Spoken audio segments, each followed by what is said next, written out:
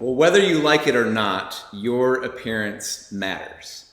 And today we've got a special guest who's going to talk about that and tell you why.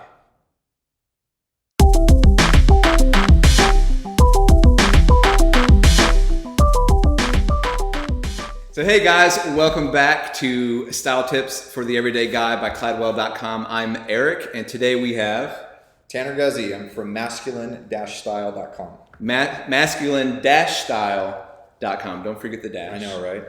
And well, tell us a little bit about your site, like why it's called masculinestyle.com, how you got going into this. And what we're talking about today is this idea that your clothing and your appearance actually matters. Right. It makes a difference in your reputation and what people think about you, whether we actually like it or not. Yep. So lead us into that. So I kind of fell into the site. I got my degree in broadcast journalism, and I really wanted to do talk radio, political talk radio. There were no like young millennial libertarian guys on the radio, and that was kind of the direction that I leaned. And I've always really enjoyed talking about philosophy or political, just ideas as opposed to maybe events or people or different things. I like the idea of figuring out why we do what we do. Yes. And I graduated in a time that the economy was in the tank. There was no demand for somebody like me in radio, but I kept writing different blogs, and I got sick of writing about heavy stuff like politics. And so I started Masculine Style as a way to continue writing and trying to keep my voice sharp, but to write about something that I enjoyed.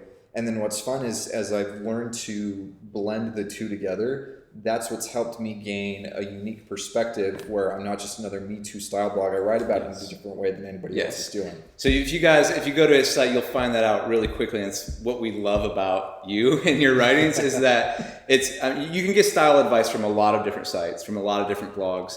But what you're going to get when you read Tanner's site is the clothing's kind of the beginning of the conversation, and you're going to work your way down into the why does this matter and the philosophy behind it, and get into some pretty heady material. Well, that's what clothing should be for anything about you as a man. Is it should be a way to kind of ease people into who you are and how you define yourself, because whether you like it or not, people judge you by your clothes. Yes. We identify ourselves as individuals or the tribe that we want to be a part of, or the out tribe that we don't want to be a part of. I mean, we're communicating always with our clothing. Yes. And so it's a way to start with that, and then as people get to know you, you dive in deeper. Yes. And so that's the whole purpose of it. That's great. So the site's called masculinestyle.com. Define for us a little bit what that means to you and why you named the site, why you went with that. Yeah, I definitely wanted to consider the reasons why men dress the way that we do, because it's different than the reasons why women dress the way that they do. Yes. I believe that really masculinity is a mix of both the biological and the cultural norms of what we as men do. Yes. Because it's politically incorrect to say, and that's thankfully starting to change, but men and women are different. Mm-hmm. Men and children are different, and so we act in ways that separate us from women. We act in ways that separate us from children, and part of it is that our clothing does that too.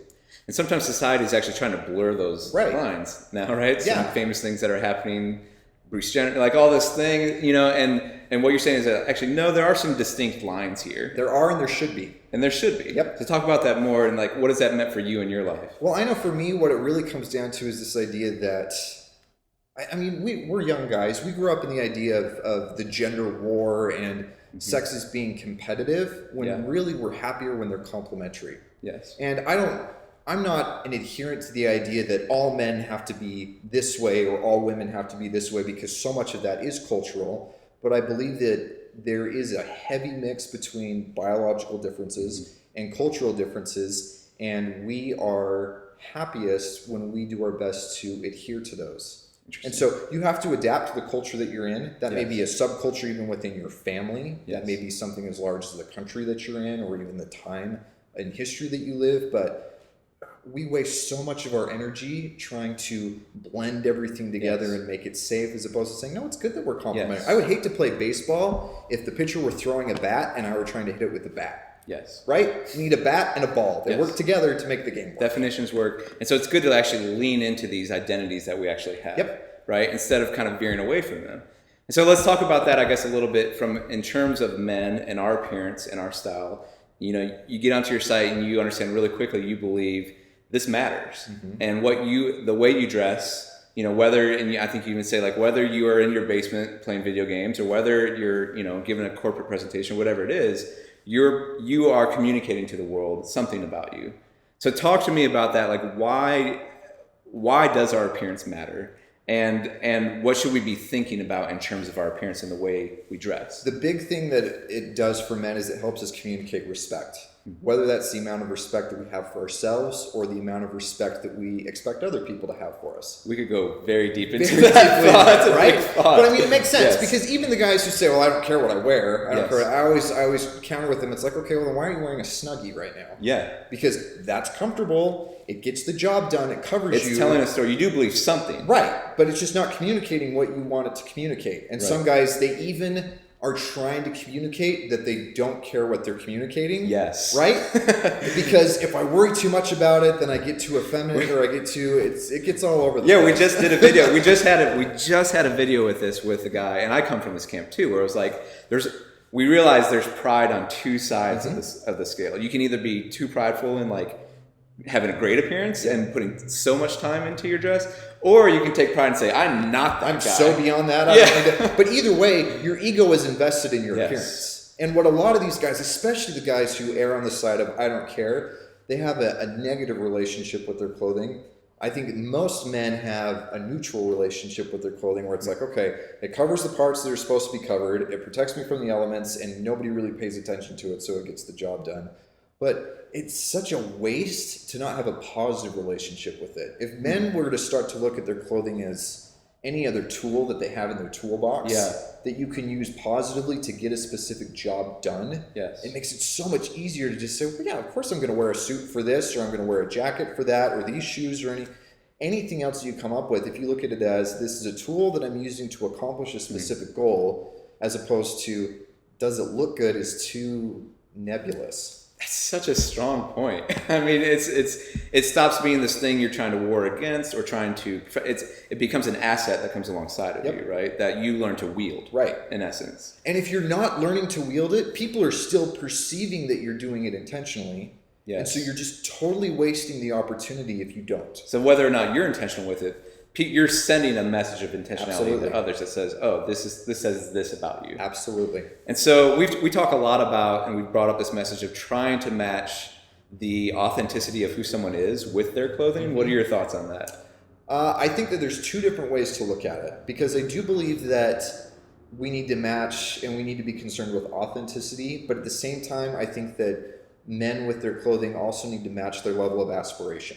Interesting. Because if you are someone who your current status in life is, I don't know, you live in your parents' basement and you focus on video games when you're not doing your part-time job, or you are a father of 3 kids and your wife doesn't have a lot of respect for you and you're not really happy with your career, or you're any number of positive things you can come up with, you can dress and be congruent with that, but then it's still serving as a neutral instead of as a positive. Right. And so I believe that men should take their, especially because clothing is so easy to change. You can go buy new crap today, right? It's not, and I do believe that men should be concerned about the way that they speak, the kind of physical shape that they're in, the quality of the relationships. These are things that are so much more important than clothing, but they're a lot harder to change and they take a lot more time. And so improving your wardrobe is a way to kind of kickstart and catalyze other areas of self-improvement. That's great. So I want to ask one more question. You're a father, and you wrote an article recently on your site. I believe the title was "Fathers Have a Moral Obligation to Dress Well." Yeah, real shifty language. Which there, you admit, I'm totally beating around the bush. you even admitted okay, it's a little clickbaity in the title, but I'm a father. You're a father. Talk to me a little bit about why, because we were talking just before we started filming this about we all have this story about why we dress the way we dress. And a lot of that comes down from our fathers. Absolutely. We were taught how to dress by our father, or the person who wasn't in our life, or the lack of father, whatever. But tell me a little bit about just that idea, because I found it so intriguing. It just smacked me in the face a little bit. That's awesome. As the guy who's normally a little bit more casual and is like, oh, whatever, it doesn't matter. And I've got 2 sons. Yep. And tell us a little bit about that article. So I'm learning, and all fathers learn this at some point, that our kids emulate what we do, not what we say. Right? Yes. And I mean, my kids, I have a daughter who's almost 3 and a son who just turned 1, and they're already emulating what I do more than what I say. Yes. And I want my kids to grow up with the understanding that your intentions matter, that your reputation matters, And success comes from taking a deliberate approach to life. And I can't give that lip service if I don't apply that in every way that I possibly can. And so I do, it does sound a little clickbaity, but I do actually believe this, and that's why I use that title. Fathers have a moral obligation to dress well because it is a way to give the example to their kids that they're intentional in everything that they do. Yeah, that's so good. Right? Yes. And it doesn't have to be, it doesn't mean that you're a bad dad if you don't wear a suit. Yeah. Because dress well does not always mean dress up. Right. Right? I'm not wearing a suit today. Yes. You know, but it means that you dress with thought and you Yes. dress with intention, because everything you do is done with thought and with intention. And the truth of it is, even if you could just change your clothes, but unless you actually are intentional in your life, it has to be consistent. It has to be consistent, Yep. right? Because your kids will know if you're faking it. Yes. Everybody, there's that Everyone. there's that disconnect, Yeah. that dissonance that's there, that if you're faking what you are, then it's a costume. It's not an outward reflection of who you are on the inside. That's really good. Yeah. All right, guys. So, I mean, as you can see, this is like, you can go way down We'll do this into for Tanner hours. stuff. We can do this for hours. But if our viewers want to find out more or read more and just dig into these articles, where should they go? What should they do? Go to masculine-style.com. There are quite a few different things that are ways to dive into it, and then sign up even for the newsletter. Part of that is you'll get a manifesto where it's more of that strong language in regards to what it means to be a man and how style applies to that. But then as part of the newsletter, I'll give you a breakdown of where to start and what are the best articles to really help you dress with a more masculine, intentional approach to your clothing. That's awesome. So I love the idea that the clothes are the start of this conversation, but it's a much further conversation. Yep. We care about that at Cladwell. So Tanner, thanks so much for being here, for joining us today. If this is your first time here, guys, we do videos like this. We do style tips for the everyday guy. And over at Cladwell.com, you can get a personal roadmap to dress better. So hopefully you like this video. If you did, give us a thumbs up. Please subscribe. And again, Tanner, thank you. Guys, thanks for watching, and we'll see you next time. Thanks.